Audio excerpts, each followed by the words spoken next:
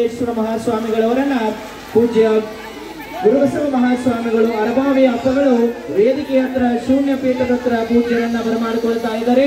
ಸ್ವರೂಪೆ ಸಿದ್ದೇಶ್ವರ ಮಹಾಸ್ವಾಮೀಜಿ ಅವರಿಗೆ ಸ್ಥಾನವನ್ನು ಬದಲಾವಣೆ ಮಾಡಿ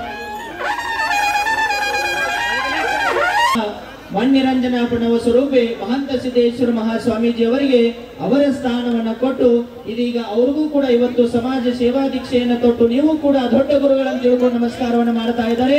ಅಮ್ಮ ಗಳಿಗೆಯನ್ನು ತಾವೆಲ್ಲರೂ ಕೂಡ ಕಣ್ತುಂಬಿಕೊಳ್ಬೇಕು. ಪೂಜ್ಯ ಅರಭಾವಿ ಅಪ್ಪಗಳು ಪೂಜ್ಯರಿಗೆ ಸಮಾಜ ಸೇವಾ ದೀಕ್ಷೆಯ ಶ್ರೀಮನ್ ನಿರಂಜನ ಪ್ರಣವ ಸ್ವರೂಪ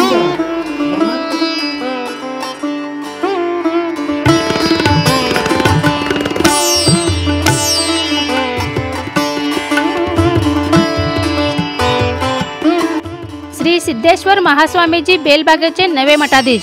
हजारो भक्तांच्या उपस्थितीत पट्टाधिकार सोहळा संपन्न.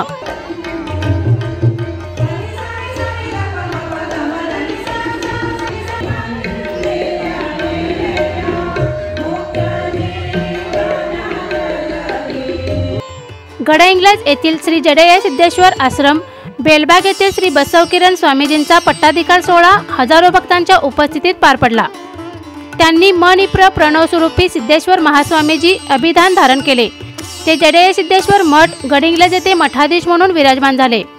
आज पहाटे 6 वाजल्यापासून सर्व पूजा अर्चा आणि सर्व विधींना सुरुवात झाली. पूज्य गुरु बसवलिंग महास्वामीजी आरभावी यांच्या हस्ते सर्व विधी पार पडल्या. मंत्रोपदेश, अनुग्रह, लिंगपूजा अशा विविध विधी आणि दीक्षा देण्यात आली.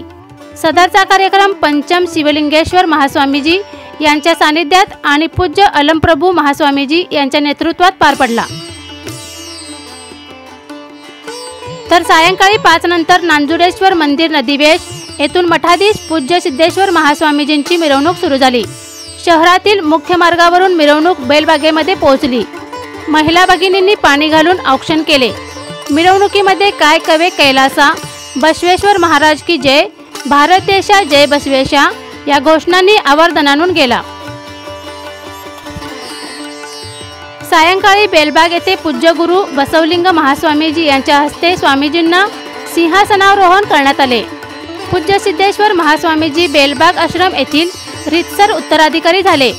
कार्यक्रम पंचम शिवलिंगेश्वर महास्वामीजी, पूज्य शिवानंद महास्वामीजी, पूज्य अलमप्रभू महास्वामीजी, पूज्य शिवबसव महास्वामीजी, पूज्य संपादन महास्वामीजी, पूज्य स्वामीनाथ महास्वामीजी, पूज्य विवेक देवरू, श्री सिद्धेश्वर महास्वामीजी नूल, भगवानगिरी महाराज यांच्या उपस्थितीत पार पडला. गेल्या 10 दिवसापासून सुरू असलेल्या पट्टाधिकार सोहळ्याचे समारोप 10,000 भक्तगणांच्या उपस्थितीत झाला.